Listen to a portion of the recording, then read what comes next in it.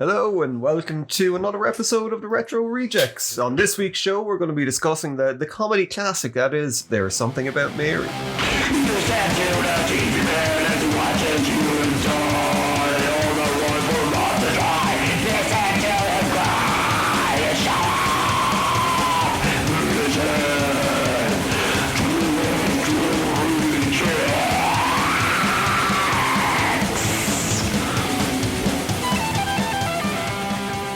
So yeah, welcome to the show. I suppose this one, it's not really a cult movie. But it's 25 years old though. It is 25 years old, yeah. You never really hear anyone talking about it nowadays. So No. for something that was such a massive hit at the time and like was something that was part of the cultural zeitgeist. Mm-hmm.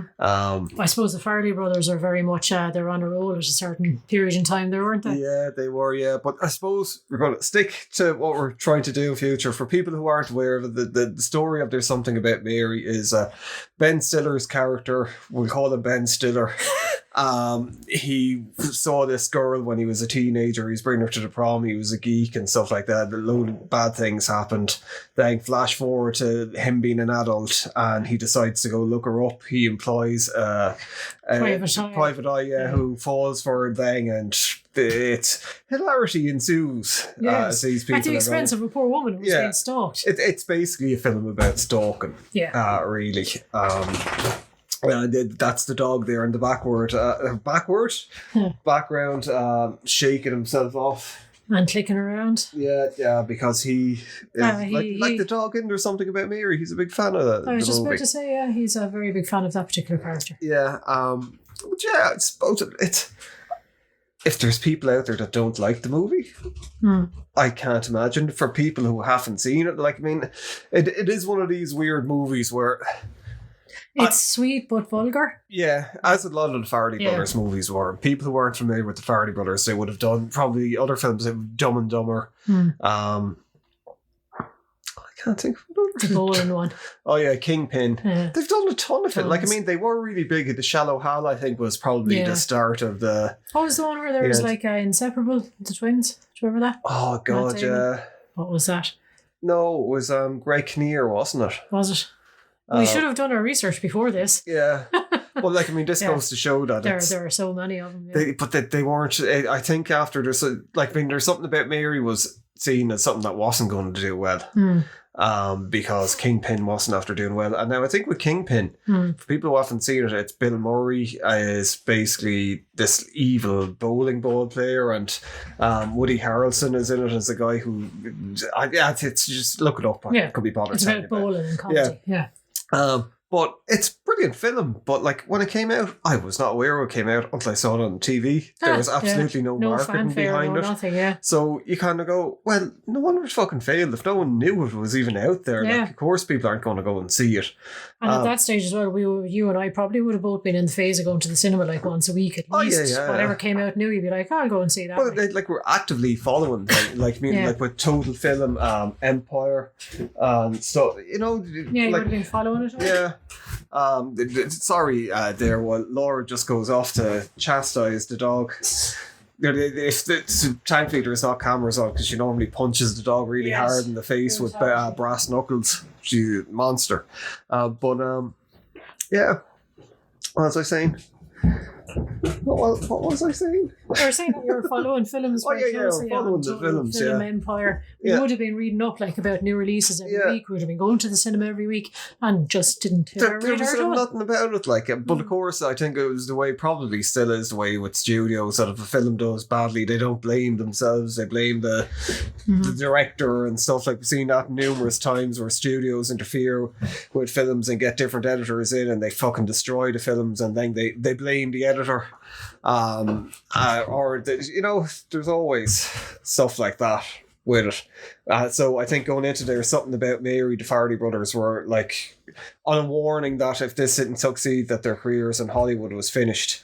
You're over. Finished. You're done in this town, man. So I think they wanted Ben Stiller for similar to like when we're talking about Stuart Gordon with Barbara Crampton, and the studios were like, "Oh, he's a nobody. We want a bigger star in it." I think they wanted Jim Carrey for it. Now I heard before, which is the thing where I'm getting confused about it, that Jim Carrey was meant to play Matt Dillon's character, which would seem make much more sense. Yeah. And then they just, I don't know why, I think Jim Carrey was busy elsewhere, or, well, he was after doing so many films with him. Mm-hmm. I suppose maybe he just wanted a break. Who knows, like, at the end of it. But we got Matt Dillon, which I think Matt Dillon plays Pat Healy, which is, it's funny, I can't remember a lot of the other names in it. That just sticks out. Yeah, but like Matt Damon is probably one of my favourite actors. I always thought that he should have been in the Evil Dead movies as like Bruce Campbell's son or brother or something like that. Absolutely, he would really be perfect for that. And like, I mean, he's a brilliant serious actor is the thing. And then when he does comedy, I think it's even more like, for anyone who's seen Singles, he's probably the best thing about it, where he plays kind of an Eddie Vedder character in it that's in like a failing grunge band. But he's just, anytime he's in it, it's just like really, really, really good. Yeah. But then one of the last films I think we saw him in was the House That Jack Built. I think it was Lars von Trier. Remember where he was a serial killer? Oh, vaguely, yeah. That was fucking brilliant. Like, he was really good. And the whole thing, because he comes across as being really likeable. So when he was in that, it was, because he's just like, he was a horrible monster. Like, he shoots fucking kids in it. Like, and remember he gets a woman. I'm not remembering this film. Did I fall asleep or something? Like, there's massive spoilers for anyone who hasn't seen it, but it kind of is and it isn't. He goes to hell at the end of it. And it turns into Dante's Inferno. No, I definitely haven't seen it. He's going down through the different layers of hell. It's fucking mental. It's really, really good. That like, it's good. really good. Have a watch of that. It's one of these. I think because the violence, which probably was meant to happen because Lars von Trier always wants to cause controversy, but the level of violence in it, I think, caused a bit of upset with people that they were like, it kind of got a bit overlooked. Where it's violent, but it's not that violent. It's not like gratuitous violence. It's not like, say, Henry, Portrait of a Serial Killer, or fucking. What were those movies? Never actually looked at them because I thought they were like, as much as I like gore movies, they were August Underground. Do you remember those? I think there was 3 of them where it was like they're meant to be shot like a home movie version of a serial killer, kind of like torturing and killing women. All right. Okay.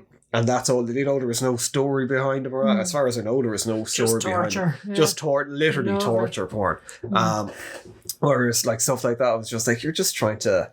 It's like the Human Centipede, where it's like you're just shocked for the shot. You know, you're going to try and make yourself famous or sell it just on those kind of things. You know, it's not sometimes that's all right, but I don't know. There's just something about those. There's something about those films. Yeah, something about Mary. Yeah, but like you compare it to say something. You know, those kind of things, they can be done with merit, like something like American Psycho, even, or you know, there can be where it's just like, oh, I don't know. Yeah.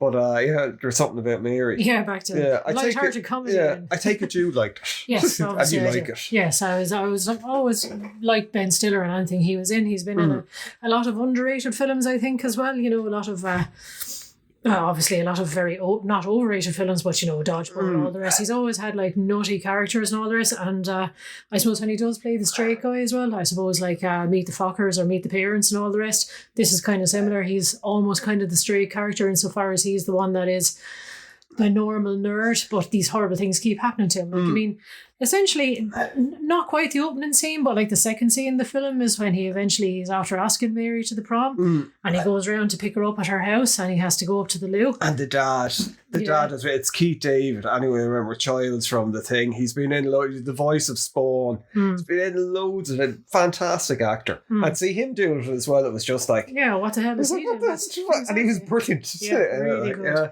But I mean, it sets up the premises. He finally gets the girl of his dreams. She asks him to the prom even because he's a good guy. He protects her brother basically in a fight when he's been picked on. Her brother has special needs. Yeah. So he goes around to the house and has to go up to the loo while after another unfortunate incident where the brother got upset. yeah. I'd say he tries to kind of it's just so fucked up. Like you can't see a film be made like it now because people be overly set. But it's like it's done in a very, very nice way where he's like, oh, because the brother Warren, and he goes to pull it out from behind the ears, and he doesn't like having his ears being touched, and he fucking destroys Ben Stiller. Like, and then they can't find the baseball. They're like, what the fuck are you doing, you son of a bitch? I was trying to give him a baseball. But I suppose the scene that everyone remembers it for, outside of the obvious, like there's something about Mary with the hair, is when Bill Stiller has to go up to the loo, and he's up there and he's just being all innocent and smiling away to himself. He's looking at two birds. And then all of a sudden the birds fly away and it looks like he's spying on Mary when she's getting changed, so he tries to zip up quickly and you get the old bubble penis in the zip, which is and apparently horrendous. That happened at the Farley brothers' home.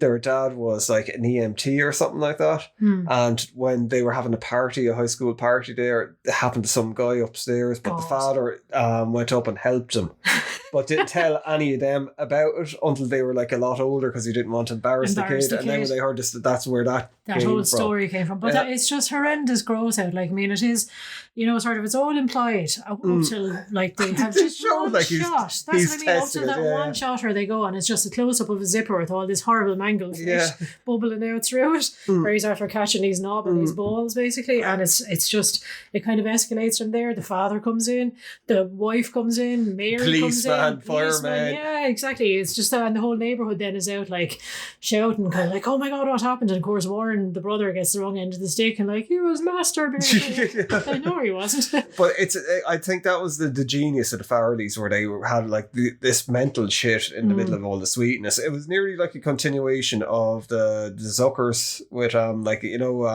Airplane. Oh yeah, was it Zuckers? Was it Zuckerberg? Or? No, yeah, I think it was Zucker and Zucker. Yeah. With Airplane and the Naked Gun, and where it seems that, whereas I don't think there's anything really like it nowadays. Is there? I can't think of any like. There's no comedy sort of where it keeps on building and building. There's like sort of all this ridiculous stuff going on in the background. Or just these silent gags. But visual gags. Even like say a comedy troupe or a group of people that keep like Will Ferrell and like there was that crowd. Yeah, McKay. Yeah. And oh god, why can't it's? But it was all those people, including Ben Stiller, that were making movies together, and they're all hits. Yeah, Mystery Men and all until they stopped being hits.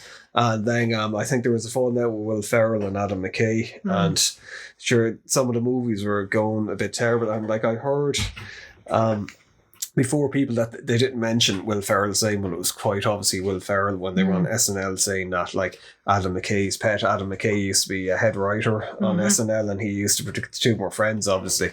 But it was like his ideas were always kind of came first, but Will Ferrell apparently was a nightmare. There now, whether it's true, I don't know. Who knows? Like, people get put out and they spread these rumors. That's it, yeah. But I suppose there's something I would have actually liked to have seen Jim Carrey in the part of that Matt Dillon plays, because Ben Stiller and Jim Carrey, they had that other great film together. Cable Guy. I forgot they did Cable Guy. I absolutely fucking loved that film, and nobody else had seemed to have heard about it when I was younger. Nobody else, and if they watched it, they're like, that's really creepy and weird. I think it was another thing it tanked at the box office because they didn't really know how to market it. Exactly, yeah. Because it was it's another stalker film essentially. Like, was that directed by Ben Stiller as well? I think it was actually. Yeah. I think it was. Yeah, but that was I fucking loved that film. Like, it was just so bizarre. Sort of the party with like American Woman. It's just do you remember that, the karaoke? Yeah, and it kind of escalates from there, and it turns into this horrific wild party, and just has all these little weird little, I suppose, unusual scenes, I suppose, that people can show off their true manic kind of acting in. Well, there was more of a story to. There was less fucking around in it, unless it was probably another thing, because like the only thing that you could sell it on was Jim Carrey, and it wasn't really a Jim Carrey style. It was a very dark film. Like, yeah, absolutely. And I could picture studios that were probably like, we're making money on this guy with, I think we probably don't want to fuck up his image with it, or have people thinking that he's... Yes, but I mean, at the end, I know he was a creepy character, but like, it had a point at the end. It was like, this kid was basically raised on, TV and films, and they were his parents, because he was typical Gen Xer, I suppose, where he's a latchkey kid and the parents are just off doing whatever. So he just kind of grew up watching TV, and TV was one thing he loved, I can't remember. Did he die at the end? I can't remember. He went to kill himself. I don't think he survived. No, I think he survived, yeah. But it was a very dark film, but again, with this sort of like weird sweetness as well, at the end. But anyway, we're not talking about that. We're talking about there's something about Mary. But the brother, the cast are fantastic, they originally Chris Farley was going to play the brother Warren with special needs, but they thought, no, people know Chris Farley too well. They think it's probably in bad taste, or I think he would have destroyed it. Yeah, it would have been over. It would have been probably veering on the side of kind of like being insulting. Yeah, yeah, absolutely. Yeah. Whereas the guy who plays Warren, the brother, it took me years to realise that it was Al Schweringen's right hand man out of Deadwood. And honestly, he's been in a ton of things. He's a very serious actor. It was only you said it to me, and we're in the middle of watching Deadwood at the time. And I was like, no way, you're making because you're prone to like fucking making shit up the whole time. I had to go off and look it up, and I was like, nope, that can't be true. Can't reconcile the two people in my head, kind of thing. And it's what I was looking at the making of, and as well, there was the making of There's Something About Mary is on YouTube, and quite similar to the From Beyond making of. It's terrible.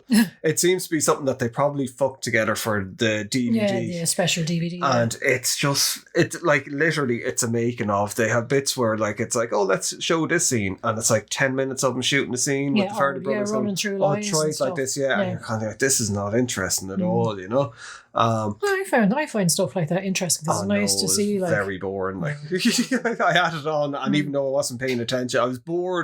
Even though I wasn't paying attention to it, but they had him like coming out of car and talking normally, and he was very kind of like cerebral about oh, should I do it like this, and should I, and kind of like that, and you're just like, what the fuck? Yeah, it's very, very the bizarre. Talent to switch between, because I really for years I thought that it was like someone with special needs that was playing.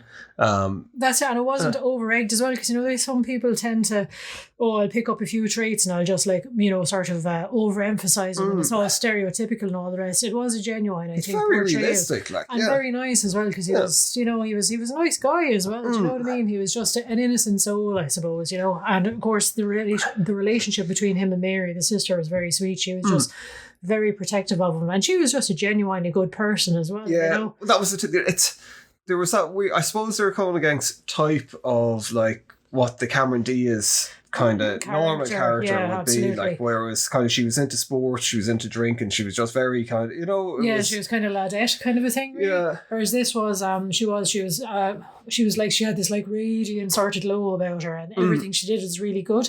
She was popular at school, but she was always nice to the nerds. Yeah. When she went on working in later life, it was like always to do something with, she a back surgeon or something like that, or she's she's a doctor, she's a caring profession again, kind of a thing, and she's just a genuinely nice person, and even though all these horrible things happen to her because she is a nice person, all these weirdos fall in love with her, she still tries to like help him and be nice to him. And it's just comes back on her the whole time. She was very good, and her and Matt Dillon were going with each other at the time when they were shooting it. They broke up after the movie apparently, so maybe kind of like living with each other down in Florida. It didn't suit too well, but she was perfect for the part, because she's not like really dominating the movie, she's... Yeah, but the thing is, I suppose, because she has that pretty, sort of like a wholesome American girl kind of vibe going on. So you could see why people, all these guys are just falling head over heels for her, and why she, But she's pretty much the straight man in it as well, because like Matt Dillon's character is so over the fucking top, and then her... the teeth. The roommate, Magda.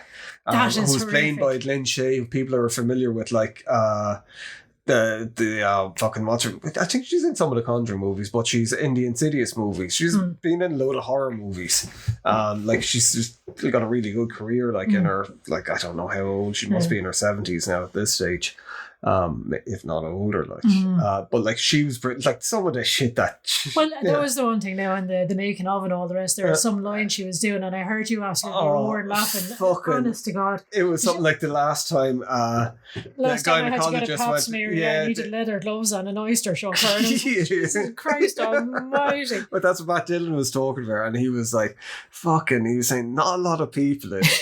I know, would actually come out with that kind of shit. Yeah, and kind of like, no, he was saying like she was very kind of like generous, sort of, even like the thing with her like having the big there's- saggy boobs had Yeah, shot obviously in the it fake and, boobs hanging out, but like they're like 2 fried eggs kind of thing hanging off the end. But and kissing the dog. And well, that was it. And she had the over the top makeup, you know, where she was like a leather handbag. She was so tanned and the horrible lips and all the rest. But so she was in the Farley's other movie. She was in, remember, I can't remember if it was Dumb and Dumber 1 or 2. I think it was Dumb and Dumber 1 where she was the landlady, where she was like, you know, kind of, where she was doing that with the tongue between the two fingers going, hey, I have to. That was her Oh as well. Yeah. So she's like the female Danny DeVito. yeah, then, I'm sure basically. there's an awful lot of people that are into like the horror movies nowadays that know Lynn Shay from some of those. If they saw it, going, they'd be "What?" like, what the fuck? As a very good sport, like, you know, that's the kind of thing that I love as well, that people are just like, right, let's go for it. Let's, you know, sort of not going to be precious about stuff. Yeah. Let's do it as fucking hilarious and as vulgar as possible. But that's like, I mean, I didn't realise the Farley brothers used to write for Seinfeld as well. Oh, right. So that's probably how they got George Costanza for Shallow Hal. No, yeah, that's true. Yeah. And that movie was... Actually, you should go back looking at it. I remember not really enjoying it at the time at all. And kind of going, Stuck Together. That was it, yeah. That was the true other one, wasn't it? Yeah. That was actually kind of funny as well, in fairness. It wasn't one of their peak ones now, but... I don't really remember at all. I never really liked Greg Kinnear and stuff, other than Anchorman 2. That's very specific. Yeah. I think he was in... There was like... They did a... There was another film of fucking... What's his name? That did Fight Club. It wasn't Haunted. It was Clutch or something. I can't remember, but he was in it, and I wouldn't look at it because he was in it. You're so biased against poor Greg Kinnear. What did he ever do to you? I don't know. I don't know. It was just because he was in it. It was just like. And he seems to be very funny as well. Like, you know, he's not he above having fun poked at him. Kimmy Schmidt and stuff. Yeah, no, I think he's like, but it was just at the time. Yeah. It was just because he was doing a lot of serious stuff. All right. And it was just I didn't like the movies that he was in probably more so than anything. Than him. Exactly. Yeah, that's terrible. But it was at the time in the 90s, there was a lot of these types of movie out. And I suppose American Pie would have been. I suppose the same vein, you know, sort of the comedy gross outs, you know. Yeah, Scary Movie was probably around that. Your favourite movie of all time. I remember when we moved in with each other first, your video collection, it was like, I remember going, and it was like Scary Movie was one. It was just fucking good film, man. But it was like hard to get it on video, and you had it on video. I had it on video, yeah. Now, you see, the great thing was I used to know a load of people that were working in the likes of video stores. So after a certain amount of times, I suppose, rented out, you could then set off the videos to the public if you want, because obviously you had to pay different that's because I remember the box. It was the big box. That's a lot of my films were like ex-rental things because you could get stuff that you couldn't get your hands on in normal shops. Most of that was the great thing about video stores, because they get to the point where, say, the new Superman movie came out. They run it for a year and then that's it. They're after making their money. They'd have like 50 copies of it, and then they're like, oh, sell it off for a tenner. That's it. I know, I even remember it used to be like 3 for a tenner and stuff, and they were doing the same with DVDs and stuff. You go in with 20 quid and you'd walk out and you go, oh my god. Watching for the next year. I know, I do miss those days actually, as we were talking before about physical media. It's so nice having a collection. It could come back at some stage. But and as well, I think it was very good as well, because I suppose people used to visit each other more in their houses years ago as well. So you could walk in and you could like nearly know what a person was from their video collection, their CD collection. They could spend time like going through it and, oh my god, yeah, I've got this one. It was a bit of a thing, because like it's not that people were cheap, but I suppose people were kind of cheap in a way, where it was like if someone was after, you'd make a night out of it, or be like, I'm after renting this out, so you don't have to rent it out. And sometimes it was really hard. You had to book videos. Yeah, absolutely. If they were new. I remember when The Lost Boys came out, I booked that probably a month or 2 months in advance. Yeah, you had to reserve it on the day, and then went in. Of course, no one else was looking, because someone else had a fucking clue. Lost Boys was like in Ireland at the time. But it was always a big thing. Like I can remember, you know, you'd always like after the pub or something like that, people would be always, oh, let's continue on the party, let's go around to someone's house. And I happen to be living in the middle of town and come round, and then I'd be like, oh, let's put on Star Wars, and there'd be a big fight over what you're going to put on, like to throw. And you don't be throwing it on in the background, but because I was friends with such nerds, what would happen is we throw it on in the background and then everyone would go quiet and start watching Star Wars. But that's what you used to, a lot of parties where it was like people people looking at Star Trek Deep Space Nine or Star Wars, and it was, if you fucking opened your mouth. Oh, shut up, you're missing the best part. I was like, you haven't seen it I've seen it 5 million times. But it was more social, but even going into the video stores, it was a big deal, you go in and you'd hang out like for a long time, and you go in and spend ages going through all the new releases and looking at the sort of the world cinema or like, you know, the staff recommendations, and then of course you'd have to buy like some sweets and some drinks to go with it as well. And it used to be like a teenager's big night out to go in and get it. You used to be friends with people that were working in you know, well, you were as well, but like, I mean, you go in and you talk to people and you might spend like fucking 10 or 15 minutes in there talking about movies. I used to spend whole nights in there because there were some people I went to college with and stuff like that. That was their part-time jobs. And like, you just go and hang out with them, because video stores, it wasn't like, you know, sort of you were busy and you were like churning groceries on a fucking a till or something like that. So you could kind of hang around and just lean on the counter, and there's always a film being played, and you just sit around watching the film and chatting with your mates, and it was a nice hangout. And I think as well, it was a kind of workplace where that was kind of encouraged, because if there's a load of people watching films, it'd entice more customers into the it's like a comic book store as well, like, or a library, or bookstore. It's all people with similar interests coming in. Whereas, like what we're saying about, it's harder nowadays, I think, to turn around someone where everyone has Netflix and say, "Oh, come around, we look at this." So it was on Netflix. Yeah, and they're kind of like, I'm watching it myself now. Kind of it's the social aspect of kind of movies seems to be gone. Now, I never enjoyed it in the cinema. I don't think people should be talking. I fucking love the cinema. Yeah, we've seen not the way it is now. I don't like cinemas now. I used to enjoy cinema if you have a load of people that shut the fuck up going in. Or at least if they're making noise that's relative to the film, like cheering or, you know, sort of booing or whatever. When you people nowadays going in, all it is fucking dickheads talking on their phones. And you do have a thing of people being. I don't know what it's like in other places in the world, but last few times people fucking hammered before they go in, and they're not even in there to look at the movie. They're just in there to be disruptive and be fucking nuts. Exactly. Whereas back in the day, again, like I used to work in a cinema as well. And I used to, like, that was a huge perk for me. It was like working in a cinema, see everything for free. How bad, like, and that was like the highlight of my week when I was a young teenager as well, as getting the bus into town and going to see a film matinee on a Saturday or whatever. Yeah, that was the same as well. Like, Jesus, like, I mean, I'd go to cinema at least once a week, sometimes 2 or 3 times a week, because it was a lot cheaper back then. So where we were, it was a small cinema. 3-screen cinema, like run by 2 old ladies at the time. Yeah, and as well, they wouldn't really, sometimes they wouldn't have new films in it could be fucking really old, but you'd go in and you'd be like, oh yeah, I'm going to go in and look at. And a lot of the time as well, because back then there wasn't a huge amount of advertising, you might get like the local newspaper tell you what's running the next week. But I used to just show up and I'd look at like the standees and like, so it's like Hot Shots, I've never heard of that, let's go and see that. And then you're like, oh my god, this is fucking brilliant. It was just a thing of, let's just go to the fucking cinema, let's just see what's on. I think that's how got to see stuff like Speed. I remember I hadn't heard of Speed at all. I think we used to go and look at a lot of myself and one of my friends, best man at his wedding, like it was like a lot we used to go, which I thought was really nice. His daughter seems to be doing that now. She's a teenager and she's going to that, like, which I didn't realise that kids are going back into going to the cinema. Which I do think there's a bit of hope for the younger generation with stuff. I think they could bring back a lot of the. Well, we're only reading something recently about like how they're bringing back libraries at this stage. As well. Whereas like Gen Alpha? Very young as Gen Alpha. Gen Z, I suppose, is sort of 18 to 26. Yeah, and then where Gen people Alpha shit on them a lot. And I think it's a bit unfit. Like every generation has their thing. And like, I mean, it's their world now, you know. We're like the elves, we're falling away. Yeah. So it's like it's theirs to do. And like they do seem to be, I think there's an awful lot of positives with younger people, especially because we don't spend too much time on when we are with our friends' kids or talking to them. You kind of go, they're into the same fucking stuff that we were into. They're into books, they're into comics, they're into horror. They're into horror. Exactly, you know, kids are still kids. It's just, you know, I suppose people just always like to fall on whoever is big on TikTok or whoever, like, and think, that's not representation of normal kids. Yeah, it is. Well, I think a lot of people end up being chronically online, and then it's like your perspective is skewed because it's all fucking attention seekers are online posting. Like I'm online a lot, but I read. I don't think I've posted anywhere in fucking donkey's ears. But well, that's because you're banned from most of the forums. Yes, exactly. Like after what was that when you set up Stormfront or something like that? That was it. That was me. Of course it was. But that's the thing. I do think a lot lot of people that are like very, very active as well tend to be attention seekers in the worst way. Yeah, So, of course, yeah. But yeah, back to something about Mary, yeah. yeah, kind of wandered off topic. I hope people don't listen for the in-depth analysis of the plotline. It's quite obviously not one of these podcasts where it's going to be a thing about, did you know?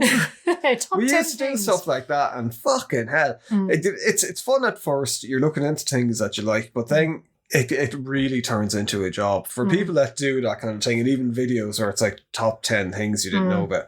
Fucking hell. It's a lot of research. It's a lot of research, and it takes the joy out of looking at movies.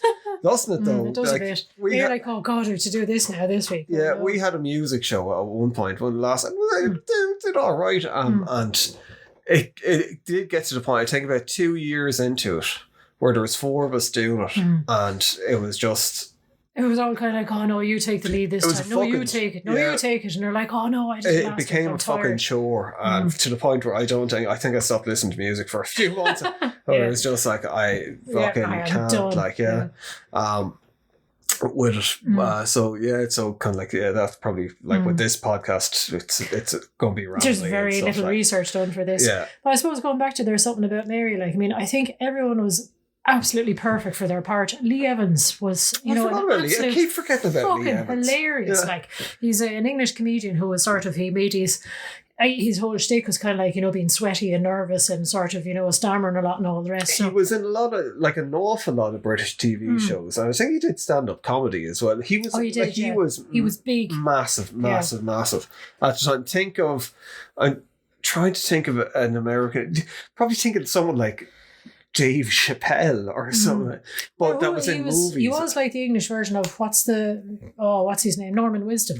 That's Norman Wisdom, that they used to say a lot. Kind of jittery kind of. Because I think he might have starred in a biography of Norman Wisdom or so. But this guy, he was massive. And it's really weird that he's like he retired from 2014 or something like that. But he still has a production company, I think. Yeah, but it's just like for someone that was at that level, like he obviously made his money and whatever. Yeah, he's like, fuck it, I'm going to enjoy life now. Yeah. But like to see that he plays this sort of this very intellectual architect who has been in a terrible accident and he's like walking around on crutches.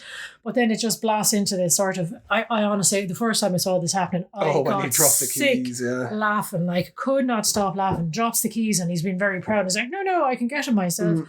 And it turns into like a Bugs Bunny kind of a thing, or he's just like he's falling all over the place on the crutches and all the rest. But he was very physical comedian, and as well, I think at the time, I remember at the time people were like, oh, him with his fucking stupid fake English accent on. It's like he is English. It's like that's how good a job he did because he's pretending to be English in it, but he's like a pizza delivery driver. So then at the part when he gets discovered, he starts talking in an American accent. The accent was actually obviously so spot on for some people. People thought he was faking the English. But that was such a good transformation as well from this like dapper sort of like bow tie and suit and I'm an architect, and then suddenly he's just in t-shirt and shorts and he's like a goofy pizza boy that just like made up this story to try and get closer to Mary. And then speaking of Scary Movie, the guy from Scary Movie 2 and The Wet Bandit. Oh, of course, yeah. Daniel what? Daniel Day-Lewis. yeah. But yes, what's his name? Oh, I can't remember. His daughter was in SNL. All right, okay, that's no help whatsoever. But yeah, anyway. The Wet Bandit, basically. Yeah. He is the original of Mary Stalkers. He was our boyfriend. But you only find that out at the end. Very end, He's got like a thing for sniffing shoes and stuff. Yeah, he's just a horrible character. He's fucking just horrible. Yeah. Actually, my favourite bit in it, and I keep forgetting it, is he picks up a hitchhiker. Ben Stiller picks up a hitchhiker when he's on the way down to Florida to see her, and it's your man. I can never remember his name, but he's popped up in a lot of the Farrelly Brothers stuff, and he was like a very well-known stand-up comedian, but kind of underground in the 90s, and I think he still pretty much is, but he's the sheriff in I think it's fucking, what was it, in Dumb and Dumber, where he drinks the piss. Oh yeah. He's like but he's got like a dead body in a bag, and Ben Stiller doesn't know. Ben Stiller stops at with the parking lot to have a piss, and like it turns out there's a bunch of fellas like sucking each other off, and he gets arrested because he just happens to fall right in front of somebody who's standing with his and he pants thinks down. he's been arrested for like picking up a hitchhiker, and he's all like, "Oh, you found me out," and he was like, "Why? What's wrong with you?" And all that. And the cops just beat the shit out of him for, "Oh shit, I've pulled muscle in my lower back and I just twisted funny there." So for anyone who might have heard of it, that's what it is. Chris Elliott is Chris Elliott, yeah. It was Abby Elliott was his daughter. Remember, she was in SNL. She was actually quite good as well. She was, yeah. And I think she might have dropped out of show business as well, because I think she left SNL all of a sudden. Well. And she was very good. Sure, he was in SNL as well, I think. But there's an awful lot of like comedy stars are in this film as well. Like, I mean, Sarah Silverman pops up, and we were only just saying she seems to pop up in like so many things. I think she's a bit of a time traveler, because she seems to be popping up in things forever, and she's only like... There was something else that we were looking at a while ago that I think was from like the 80s, and she was in it. And she was like an adult at the time. Yeah, and it was just like, what the fuck is going on? I don't understand, yeah. And of course, Jeffrey Tambor. Oh, yeah. And he always plays such gross characters. That bit, like, you didn't see, I only saw it this time around when they go into his flat, and there's like just a massive dog shit on the floor. Yeah, and everyone is just stepping over it. But it is, I mean, like, it's just, I love people that are that comfortable at like making themselves be like this horrible sort of persona. He's just lounging around. Well, apparently it wouldn't have been too much of a stretch for him. Yes, according to some, all right. Well, allegedly. They basically finished his career, like, and his fucking career was after, like, I mean, he was great in Arrested Development. Yeah, absolutely brilliant. Like, I loved him in fucking the Larry Sanders Show. Oh, yeah, of course. But it was that thing where it was like, as much as you felt sorry for him, it's kind of like, you're a fucking turd, like, as well at the same time. But I didn't look at that show where he plays a trans person. Oh. That was the last thing that he was doing, and I think he was winning like loads of awards for it, and it was it was like seen as being one of these worthy things, because it probably would have been before, like they were like before everything sort of blew up a bit. I can't even remember what it was that he was accused of doing, but it basically just finished him off, like where they stopped doing the show and everything, because like sure, obviously he was the main character in the show, so they were just like, no, can't keep going, like so on a lighter topic though, I suppose let's move on to other things. Like they have again, there's such throwaway things as well, and it didn't actually that's Jeffrey Epstein guy, isn't it? As well, isn't he? No, but what I was going to say is it didn't actually hit me the first time I watched it, because I didn't have a clue about like American sports or anything like that. But there's this character in it that they keep talking about. It's like this ideal boy. Oh yeah, Brett Favre. So, but it only turns out a fucking famous American football player. Yeah, this is it. Like I wouldn't have known at the time, but like watching back, sort of decades later or whatever, and they're all going on about Brett, and then this guy shows up, and I'm like, holy shit, that's the Brett they're talking about. Oh my god, no wonder he's so perfect. But there's all these, I think the film has all these lovely little quirks. The Farrelly brothers tend to do it as well, where they basically had sort of the narrator. Yeah, the minstrels, kind of the wandering minstrels, where they basically kind of give a little interlude and they sing what's after happening, and they sum up the past scene, and they kind of right, this is what's going to happen next. But they kind of subvert that whole thing as well, of like sort of having the minstrel show up, where they actually get involved a little bit in the actual what's going on in the film. Where one of them gets killed at the end. Yeah, exactly. Somebody gets accidentally shot, and he told there's a homeless guy that's sleeping with Lynn Shay's character, and he's like, he's like mad about Mary as well, and he wants to shoot Ben Stiller's car. And apparently they were going to finish the movie with Ben Stiller getting hit by a bus and killed. Oh Jesus! And they thought that was really funny, because they were like, oh sure, it's typical, things are going right for him, so of course he's it's gonna, but I think they were like, I'd imagine the studio were like, fucking are you insane? And the studios wanted a sequel as well, and they were just like, no, it's a standalone thing. And of course we haven't mentioned it yet, like, I mean, the whole sort of the selling point of There's Something About Mary was that the one scene where basically the cum scene, yeah, exactly, and that was like, that was everywhere, like, but that's the thing, was that's the actual still image as well of Cameron Diaz with her fringe like poked up, sort of into a quiff or was whatever. That in the cover? Yeah, it was. She had her hairstyle up like that, and everyone's kind of like, why is her hair like that? And then you watch it and you kind of go, oh Jesus, she's after accidentally wiping Ben Stiller's cum into her hair, thinking it's hair gel. And it's just that, again, it's just that whole scene of continued embarrassment. That scene of wanking as well, where it's just like, what the fuck is going on? I know, it's just so horrendous and sickening, but it's still hilarious at the same time. It is proper gross out comedy, Yes. Yes.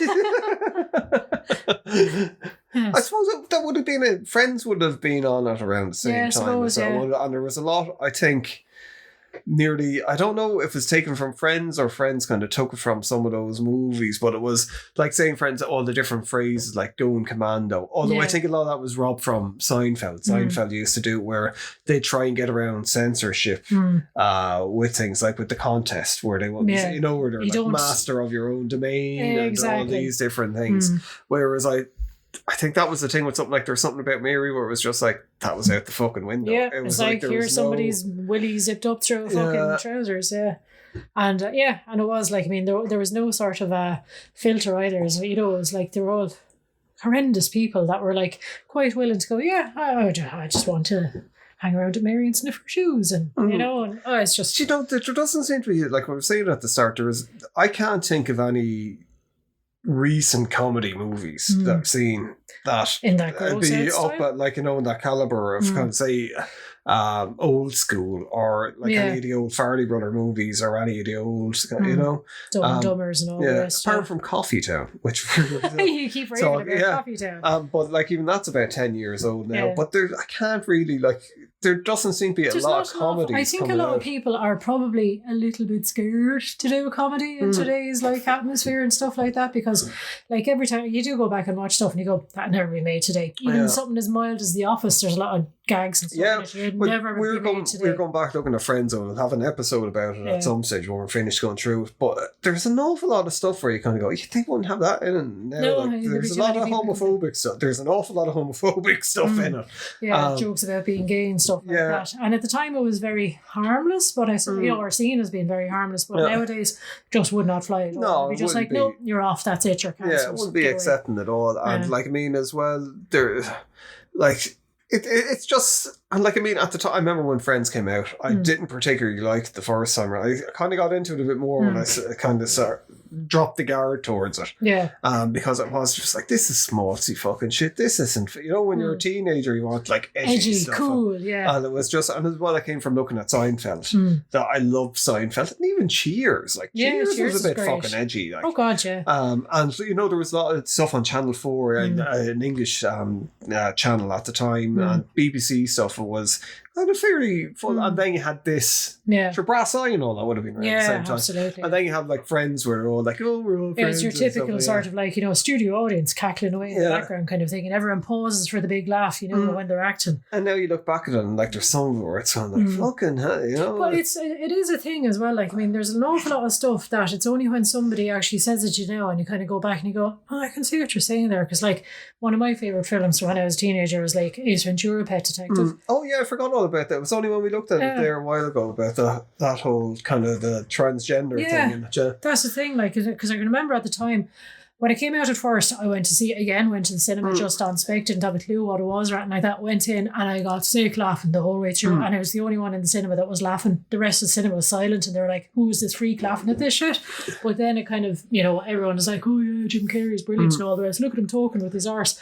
But it's only like recently, it was actually a thread on Reddit I was reading and somebody's going, oh, that's a really offensive film. And I was like, what, to dogs? To dolphins? I was kind of, oh fuck, of course, it's the whole crying game scene. I was like, Jesus, it didn't even register with me because of the time it was kind of like, oh, she. Well, that's why it's so long that you forget about it. Like, I mean, it's not like we've been looking at fucking Pet Detective religiously. Yeah, but that's what I mean. And then all of a sudden you kind of, oh Jesus, I can see how nowadays it would not fly whatsoever. Yeah, no, like I mean, I'm sure you'd still probably get away with doing, but like say there would be people, but as well at that time. I think that was kind of fucking Adam Sandler kind of came a bit after that. And I don't think that style of American comedy translated very well to European audiences, where a lot of people were like, what the fuck is this? This is stupid shit. This isn't fucking funny at all. I remember the first time seeing an Adam Sandler film, I was just like, what is this bullshit? What is this shit like? And it's all, it has to be for children. Yeah, like, and then you see the likes of Happy Gilmore and you're like, oh, I get it now. Oh, I loved Happy Gilmore, But there was that because it was the SNL humour that was around. Like, people wouldn't have been familiar with SNL over here at the time, and they wouldn't have been familiar with any of the people that were on it. Yeah. So even with Jim Carrey, Ace Ventura, I remember seeing Ace Ventura too. It's probably one of the two films that I've ever walked out of a cinema. I just thought it was awful. With it. Yeah, but like you said about the SNL thing, like, I mean, again, going back to the whole going to the cinema on spec, I can remember going one Saturday and there was like a choice of a couple of films and one of them was Wayne's World and I was like, what the fuck is this? I was like, never heard of Michael Myers or Dana Carvey or anything like that. Again, went in not knowing what to expect. Fucking died laughing the whole way through. And it's, you know, be another one of your favourite films like from back when. And they used to show Wayne's World. The snippets, yeah. BBC Two, but it was always all over the place. It'd be like really late at night. That was the thing, you like couldn't actually track down SNL. Like, it would be shown sporadically, like you said, maybe on BBC Two or Channel 4. Yeah, and they wouldn't show be like it all, 3 in the morning or something like that. And then they'd change it and be like fucking 2 o'clock on Wednesday, and then it'd be like 4 in the afternoon on a Monday or something like that. It was all over the schedule. So you couldn't actually follow it properly. But yeah, that's kind of getting off track a little bit as well, I suppose, you know. Go on. Oh yeah, no, go on, yeah. You go on. Well, I want to see what you're going to say. I was coughing. Fair enough. Okay, that's grand. But yeah, like the whole, it's something about Mary. Ben Stiller does this whole great shtick of like being like, yeah, absolutely normal, grand, and then like erupts into a little ball of rage. And that seems to be one of his sort of like little sort of standard tropes. That he doesn't really do it in this, does he? No, he erupts into a ball of emotion where he's like, yep, that's absolutely fine. I want you to be happy. And then he goes off and he's like absolutely hegging like a small child in a tantrum. It's one of the things as well with kind of like nowadays where it's like, I think there's so much stuff comes out so quick and there's always so many different stars. Like, people forget, like Ben Stiller, like, the majority of these movies have been like box office fucking smash hits. He was like a big leading man. Absolutely. And then like he was very, very badly sick for a few years and he stopped doing stuff. And like, I'd imagine there's a lot of people that they don't really know who he is. Films, because like, I mean, the whole dodgeball kind of run of things was like, I suppose probably at the peak. Yeah. But like when you had, like you were saying about Meet the Fockers and all that, and he was in a lot of other films, and like he's a good serious actor. I mean, look at the heritage he has. Dad in Seinfeld. Yeah. You know, and again, another fucking like, and it must run in the family as well because that was his whole shtick. He's just like sudden outburst of rage, like, you know. I'd imagine he's probably like that, really. Yeah. But like his mother was like, his mother and father were both, in showbiz like all their lives and stuff, so he grew up with it. But and then his wife, I can never remember her name. Yeah, well, she pops up in a load of things as well. She pops up in this as well, doesn't she? And there's something about Mary. I'm sure she does. I think when she was in an episode of Friends there, she was the one who shaved her head. Yeah. But I think she might have been in there something about Mary as well. Well, she was in it, obviously. She was in Dodgeball as well, wasn't she? Yeah, so she's in a lot of these kind of films. Yeah. And again, a very funny actress as well. Yeah, you know? well, they broke up, didn't they? I don't know. And then all of a sudden she stopped being in Ben Stiller movies. Well, I mean, if you're after breaking up, you hardly want to work with each other, do you? I don't really know what else to say.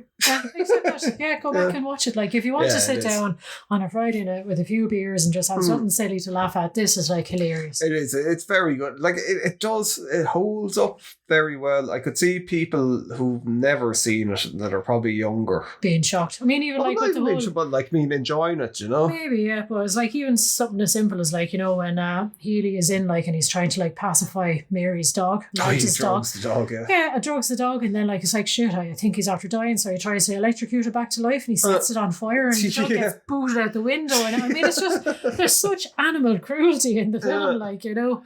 But it's just it's stuff like that. I know sort of an audience seeing it now for the first time and be like, Jesus Christ, this is horrible. I don't think, like, I mean, it used to be I used to probably like it more than Dumb and Dumber and some of the other things, but now being older, Dumb and Dumber is my favourite. Dumb and Dumber, there's was it the Irene one?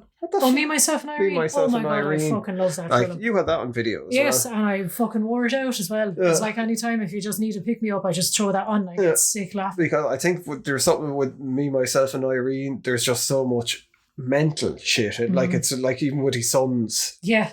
Daddy. That's it. It's just there's so many stereotypes subverted in that again as well. And as Jim Carrey as usual with his physical comedy, like, I mean, even when he's, you know, he starts taking the tablets at first and they give him cotton mouth and he's just in the police station. But as well, it's the thing when Jim Carrey gets to play a couple of different versions of himself. That's it, Like, I mean, the thing is, a film like that probably couldn't get made today because he's like, he's meant to be schizophrenic, but he's these not different so. personalities. Yeah, but he's not schizophrenic. You know, it's not. It's but they're just like yeah, he's just like that'll be just the thing we hang it on, that he's a Jekyll and Hyde kind of thing, Yeah. you know. Whereas nowadays they'd have to go, oh, it's multiple personality disorder, you know, and all that, which it should be like, because it's very disparagatory. The whole kind of It thing. is, but that's it. I know. Yeah. Actually, just there was a recent photo floating around online of Jim Carrey's like 62nd birthday party or something like that. The fucking pile of comedians in that, it was just absolute stellar. Like, I think he's well liked outside of for a reason, and as well, he's one of these people that basically told Hollywood to fuck off. He came out recently and said stuff like, Hollywood is fucking evil. You don't want to be a part of it. You do not want to be. Some of these people are just fucking evil. Like, and there's a lot of people coming out with stuff like that at the moment. Absolutely. Yeah. And with stuff, I suppose the whole Epstein thing and all that, it's after kind of shaking people up. Yeah, and as well the whole kind of I was going to say Harvey Norman, Harvey fucking Weinstein. The Me Too stuff as well, where it's all after coming. And like, I mean, people would have known about it for years, obviously, open when secrets, it was going I on. suppose, But now people probably feel empowered to talk about it. I hope people feel empowered to talk about it, because like these fucking scumbags should be fucking held to account. Yeah, absolutely. But yeah, that's another show. For another time. Yeah. So yeah, I suppose, there's something about Mary. Yeah, check it out. But yeah, look, until next week we'll be talking about grunge music and that period of time in the 90s as well. So it's proper retro. Nostalgia. Although the retro rejects, of course, is going to be nostalgia. So if you want to prepare yourself for the show next week, listen to your Nirvana and Pearl Jam and Silverchair, and Bush, Nickelback, and Creed, and we'll talk about all those great bands. So until then, arrivederci.